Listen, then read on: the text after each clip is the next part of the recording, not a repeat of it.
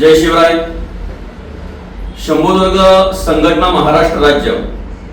मी दिनेश तारमळे, प्रवक्ता महाराष्ट्र राज्य. या ठिकाणी शंभूदुर्ग संघटना संपूर्ण महाराष्ट्रावर देव, देश आणि धर्मासाठी आमची संघटना कार्यरत आहे. आज या ठिकाणी आपल्या सर्वांच्या समोर येण्याचं कारण असं आहे, आमच्या अनेक संघटनेमध्ये कार्यरत असलेले पदाधिकारी या ठिकाणी उपस्थित आहेत. त्याच्यामध्ये ठाणे जिल्हा अध्यक्ष सन्माननीय सागरजी मोरे आहेत. त्याचप्रमाणे कल्याण तालुक्याचे अध्यक्ष सन्माननीय महेशजी अगिवले आहेत. त्याचप्रमाणे संघटक म्हणून ठाणे जिल्ह्याचं जे नेतृत्व करतात ते चेतनजी शेलार या ठिकाणी उपस्थित आहेत.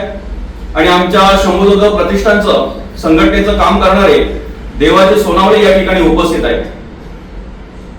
आम्हाला आज आपल्या समोर येण्याचं कारण असं आहे, आज आपल्या परिसरामध्ये ज्या काही घटना घडत आहेत अतिशय दुर्दैवी आणि खऱ्या अर्थाने विचार करण्यासारख्या घटना आपल्या परिसरामध्ये घडत आहेत. त्यामध्ये पहिली घटना जी आहे ती म्हणजेच कल्याणच्या बाजूलाच काही अंतरावर असलेलं गणपतीचं मंदिर आणि त्या मंदिरामध्ये एका महिलेवर अत्याचार करून तिची निर्घृण हत्या करण्यात आली. खरं तर आम्हाला न्याय मिळावा म्हणून आम्ही मंदिरात जात असतो, आम्हाला देवदर्शन व्हावं म्हणून आम्ही मंदिरात जात असतो, आम्हाला आधार मिळावा म्हणून आम्ही मंदिरात जात असतो. परंतु त्या ठिकाणी आमची श्रद्धा असते, निष्ठा असते, आमचा भाव असतो.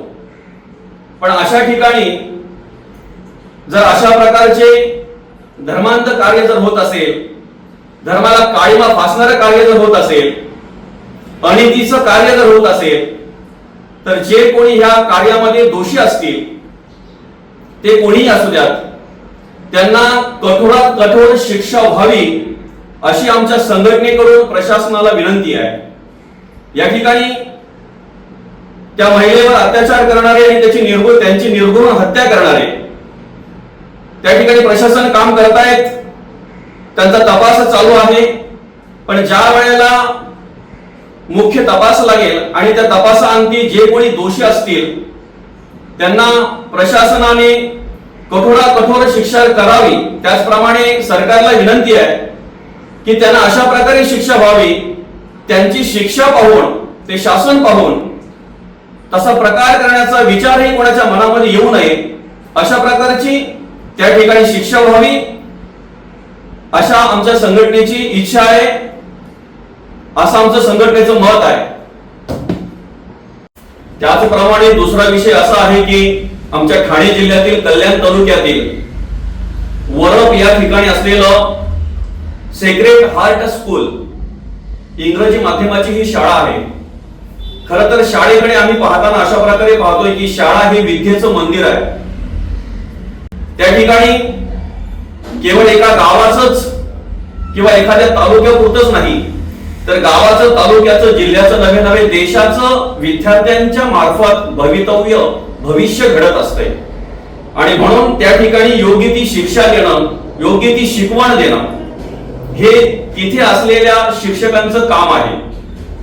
पण त्या ठिकाणी आमच्या पंचकृषीमध्ये अर्थातच आमच्या बाजूलाच असलेले गुरोली निंबोली येथे राहणारे अनिलजी दळवी यांचा मुलगा त्या ठिकाणी शिकत असताना तेथील संचालक अरविंद अँथनी, त्याचप्रमाणे त्यांचे सहकारी, त्यांनी त्या मुलाला वेगळ्या प्रकारचं टॉर्चर केलं, त्याच्यावर दबाव आणला वेगळ्या प्रकारचा. खरं तर प्रत्येक शाळेमध्ये आम्ही एक प्रतिज्ञा म्हणत असतो, भारत माझा देश आहे आणि सारे भारतीय माझे बांधव आहेत. मग सारे भारतीय जर बांधव आहेत तर प्रत्येक बांधवाला या ठिकाणी जगण्याचं स्वतंत्र डॉक्टर बाबासाहेब आंबेडकरांनी दिलेलं आहे. म्हणून शाळेमध्ये डॉक्टर बाबासाहेब आंबेडकर शिकवले पाहिजेत. हिंदवी स्वराज्य संस्थापक राजे शिव छत्रपतींचा इतिहास सांगितला पाहिजे.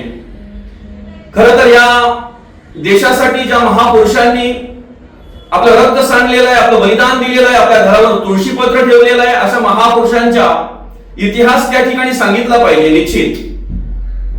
परंतु केवळ एखाद्या धर्माची शिकवण दुसऱ्या धर्माच्या मुलांवर लादणं हे अतिशय चुकीचं आहे.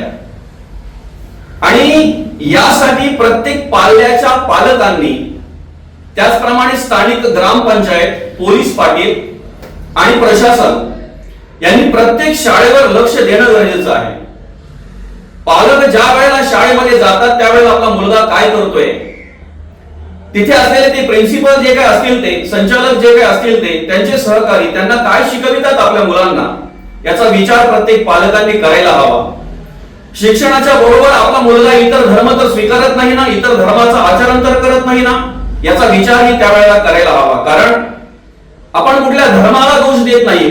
प्रत्येक माणसाचा धर्म त्याच्यासाठी हा श्रेष्ठ असतो. पण एक वेगळ्या प्रकारच्या धर्माच्या माणसावर नको त्या प्रकारच्या धर्माचे नियम लादणं किंवा त्या धर्मात जे काही गोष्टी सांगितलेल्या आहेत त्या सांगणं हे शाळेमध्ये तरी अतिशय चुकीचं आहे. या ठिकाणी आमची शंभूदर्ग संघटना महाराष्ट्र राज्यभर कार्य करत असताना मागे आमच्याच बाजूला रुंदा येथे असलेली एक इंग्रजी माध्यमाची शाळा, त्या शाळेमध्ये प्रत्येक विद्यार्थ्याला जे तिथे कोणी मुख्य आहेत त्यांना फादर बोलायला लावलं जायचं. आमच्या संघटनेच्या काही पदाधिकाऱ्यांनी त्या ठिकाणी भेट दिली आणि विनंती केली की शाळेमध्ये शिक्षकांना एकतर गुरुजी म्हटलं पाहिजे किंवा सर म्हटलं पाहिजे. गुरुजी या शब्दामध्ये प्रेम आहे, जिव्हाळा आहे, आनंद आहे. ठीक आहे, हरकत नाही, सर म्हणा तुमच्या म्हणण्याप्रमाणे. पण शाळेमध्ये फादर म्हणणं खूप चुकीचं आहे. हे कुठेच असं काही नाही आहे लिहिलेलं की शाळेमध्ये फादर म्हटलं पाहिजे. कुठेतरी त्या ठिकाणी प्रसार माध्यमांच्या माध्यमातून आम्हाला असं कळून आलं, असं दिसलं की त्या ठिकाणी तो आमचे अनिल दलवी जे आहेत त्यांचा मुलगा अनिश दलवी, त्याला काहीतरी असं नाकाजवळ हात नेऊन काय खांद्याला काय हात लावायला असं काहीतरी त्याला सांगितलं करायला. काय आहे त्यांचं त्यांना माहिती. पण आमच्या धर्मामध्ये नमस्कार करणं हा सगळ्यात श्रेष्ठ आणि सगळ्यात महत्वाचा नमस्कार ठरला जातो. दोन्ही हात जोडून समोरच्याला नमस्कार करणं. प्रत्येकाला स्वतंत्र आहे जगण्याचं, आपल्या धर्म आचरण करण्याचं प्रत्येकाला स्वतंत्र आहे. या ठिकाणी आज या आम्ही व्हिडिओच्या माध्यमातून सांगतोय की प्रत्येक ग्रामपंचायतीने आपल्या हद्दीमध्ये असलेल्या प्रत्येक गावच्या पोलीस पाटलाने, त्याचप्रमाणे प्रत्येक पाल्याच्या पालकांनी स्वतः त्या शाळेला भेट देऊन त्या शाळेमध्ये काय चाललेलं आहे हे आपण पाहायला हवं. खरं तर त्या ठिकाणी अनिल दलवी यांच्या मुलाला त्या वरप येथे असलेल्या सेक्रेट हार्ट स्कूल तेथील संचालक अरविंद अँथनी, त्याचप्रमाणे त्यांचे सहकारी यांनी अतिशय त्रास दिला, मारहाण केली, त्याच्या कानशिलात मारलेली सुद्धा त्यांच्या घरच्यांनी सांगितली. त्याचप्रमाणे त्याला शाळेतून हाकलून देण्याची भीती त्याला दाखवली गेली. तसं पत्र त्याला देऊ, पोस्टाने पाठवू अशा प्रकारे सांगितलं. आणि ह्याच पश्चातापाने अतिशय निरागस मुलाचा जीव गेला. अर्थातच अनिश दळवी याने आत्महत्या केली. कारण आपल्या आईवडिलांना सांगायचं काय हा विचार त्याच्या मनामध्ये आला. अशा क्रिया जर घडत असतील तर हे त्वरित थांबलं पाहिजे आणि हे थांबवण्याचं काम प्रशासनाचं आहे. सरकारला माझी विनंती आहे आमच्या संघटनेच्या माध्यमातून की आपण या ठिकाणी लक्ष द्यावं आणि जर जो कोणी दोषी असेल त्याला कठोरात कठोर शिक्षा व्हावी ही आमच्या शंभूदुर्ग संघटनेच्या वतीने शासनाला, सरकारला, प्रशासनाला नम्रपूर्वक विनंती आहे. आणि खऱ्या अर्थाने तिसरा जो विषय आहे, तिसरा मुद्दा असा आहे की आमची जी शंभूदुर्ग संघटना आहे ती संघटना दुर्ग संवर्धनाचंही काम करत आहे. संपूर्ण महाराष्ट्रभर अनेक मावळे त्या ठिकाणी काम करत आहेत, अनेक शिवभक्त त्या ठिकाणी मनापासून काम करत असतात. विशाळगड अतिक्रमणाचा जो विषय आहे त्या ठिकाणी सर्वप्रथम ते अतिक्रमण हटवल्याबद्दल मी सन्माननीय मुख्यमंत्री महोदयांचं मनपूर्वक हार्दिक आभार व्यक्त करतो, मनापासून धन्यवाद देतो. खरं तर अनेक गडांवर अतिक्रमण आपल्याला पाहायला मिळतंय. खऱ्या अर्थाने ज्यांना शिवाजी महाराज कळले, ज्यांनी शिवाजी महाराज वाचले, ते कधीच कुठल्या गडावर अतिक्रमण करणार नाहीत, मग ते कोणत्याही धर्माचे असू द्यात. माझ्या मुस्लिम बांधवांना सुद्धा ज्यांनी ज्यांनी शिवाजी महाराज वाचलेत ना, छत्रपती शिवाजी महाराज ज्यांना कळलेत ना, ते कधीच अशा ठिकाणी अतिक्रमण करणार नाहीत, अतिक्रमण करायला जाणार नाहीत. त्या ठिकाणी मुख्यमंत्री महोदयांनी खऱ्या अर्थाने अतिक्रमण हटवलं, पण त्याच्या आधी अनेक संघटनांना त्या ठिकाणी संघर्ष करावा लागला. छत्रपती संभाजीराजे असतील, त्याचप्रमाणे त्यांच्या बरोबर अनेक संघटना असतील या महाराष्ट्र राज्यामध्ये, देव देश आणि धर्मासाठी कार्य करणाऱ्या संघटना.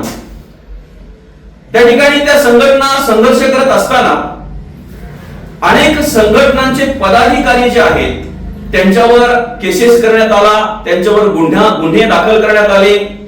अनेक प्रकारचे शिवभक्त आहेत, त्या शिवभक्तांवर केसेस करण्यात आल्या, त्यांच्यावर गुन्हे दाखल करण्यात आले. खरं तर अतिक्रमण जर असेल तर ते हटवण्याचं काम शासनाचं आहे, प्रशासनाचं लक्ष त्या ठिकाणी देणं कर्तव्य आहे. पण ज्या वेळेला प्रशासनाचं शासनाचं दुर्लक्ष होतंय त्यावेळेला मात्र काही संघटनांना संघर्ष करावा लागतो.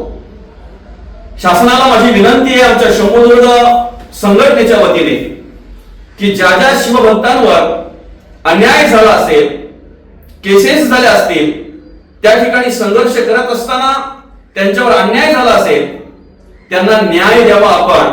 आणि खऱ्या अर्थाने त्या ठिकाणी जे कार्य तुम्ही केलं ते अतिक्रमण नष्ट करण्याचं, त्याच पद्धतीने ज्या ज्या गडांवर अतिक्रमण आपल्याला पाहायला मिळतंय, दिसतंय, ते सगळं अतिक्रमण आपण काढण्याचा प्रयत्न करावा आणि सगळे गड छत्रपती शिवाजी महाराजांचे मुक्त करावेत त्या अतिक्रमणापासून, अशी शंभूदुर्ग प्रतिष्ठानच्या वतीने मी विनंती करतो.